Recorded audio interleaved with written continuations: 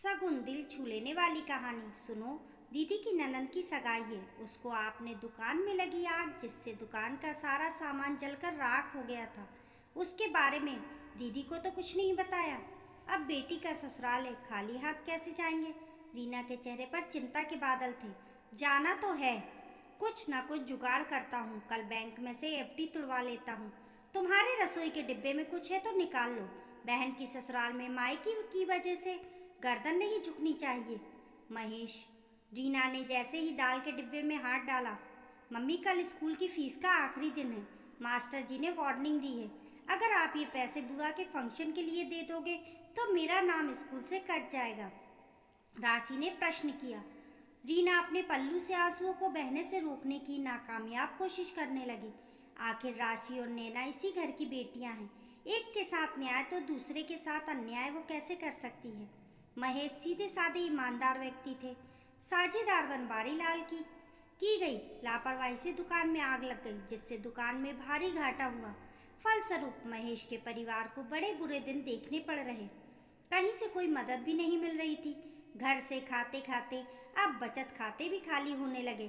Fees के पैसे फिर से डिब्बे में रख संदूक से एक लाल रंग की पोटली निकाल लाई, जिसमें उसके कुछ जेवर थे। सुनो, शगुन की मिठाई, कपड़े का आप देख लेना, बाकी सोने की चेन आप दीदी की ननंद को आशीर्वाद देते समय मैं गले में पहना दूंगी। रीना, ये चेन तुम्हारी माँ की अंतिम निशानी है। तुम इसे किसी और के गले में पहनाना पाप की भागीदारी बनोगी क्या। महेश ने चेन वापस पोटली में रखते हुए कहा। देखो, ये सोने चांदी के जेवर विपत्ति के समय काम आने के लिए होते हैं। वैसे भी माँ की साड़ी चूड़ियाँ मेरे पास बहुत सी निशानियाँ हैं। रीना ने जोर देते हुए चेन पति की जेब में डाल दी। रीना, तुम मिसाल हो। भला ऐसा कौन सी भाभी होती है जो ननंद की ननंद के लिए अपनी माँ की आखिरी निशानी तक दे दे। महेश भाव विभोर हो गया। इन्हीं हाथों में नैना का हाथ दे। मेरी माँ जैसी सास ने वचन लिया था कि ननंद नहीं, ये तुम्हारी बेटी है, इसे कभी माँ की कमी महसूस मत होने देना। मैं बस उसी वचन की लाज रख रही। नैना की ननंद ज्योति की सगाई का दिन आ गया। रीना और महेश जी ने सारी तैयारी कर ली। ज़्यादा कुछ नहीं, पर बहन के लिए साड़ी, दामाद जी के लिए सूट का कपड़ा, सोने की चेन और 2000 कैश रख लिया था। नैना का ससुराल संपन्न था, साथ ही ससुराल वालों को लालच भी नहीं था। ऊपर से नीचे फूलों की सजावट से आनंद निवास महक रहा था।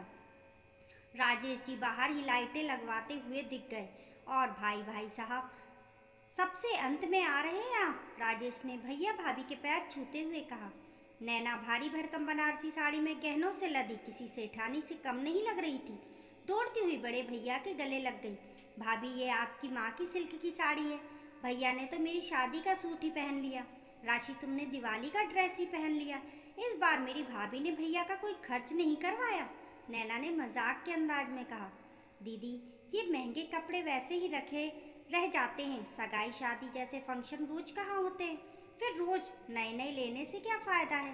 रीना ने बात को संभाला। रीना और महेश ने बहन के सास ससुर के पैर छूकर नेक में लाया सामान दे दिया। जाओ बहू, भैया भाभी को अपने कमरे में ले जाओ, जलपान करवाओ। तुम्हारी देवरानी के मायके वाले भी आते होंगे। नैना भाई भाभी को अपने कमरे में ले गई। कमरे में चारों तरफ महंगी साड़ियाँ, सूट, गिफ्ट पैक डिब्बे दिख रहे। फलों की टोकरियाँ और मिठाई के पैकेट रखे थे। दीदी, सुना है आपकी देवरानी डॉक्टर है, काफ़ी अच्छा लेन देन होगा। उसके परिवार वाले तो बहुत कीमती और महंगा सामान लाएंगे। उसके सामने हमारा ने मेरा मतलब आपका मान तो नहीं घट जाएगा। रीना ने हिचकिचाते हुए कहा। मान तो घट जाएगा।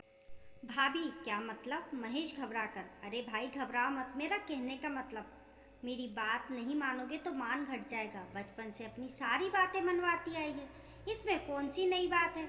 महेश ने नैना के सिर पर हाथ रखते हुए कहा।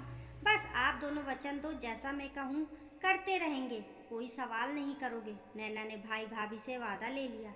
अलमारी खोलकर वह भाई भाभी और राशि के लिए नई ड्रेस निकाल कर लाई। अब चुपचाप आप तीनों ये ड्रेस पहन लो। भाभी, आप इस साड़ी के साथ ये ज्वेलरी पहन लोगी। भैया, आप ये टाई, और राशि मेरी प्रिंसेस, तुम इस फ्रॉक के साथ ये क्राउन। नैना ऑर्डर दे बाहर चली गई। भाई भाभी वचनबद्ध थे, सो चुपचाप उन्होंने ड्रेस पहन ली। मम्मी, बुआ ने ये ड्रेस मेरे को ऑनलाइन दिखाकर पसंद करवाई थी और चुप रहने के लिए कहा था, इसलिए मैंने कुछ नहीं बताया।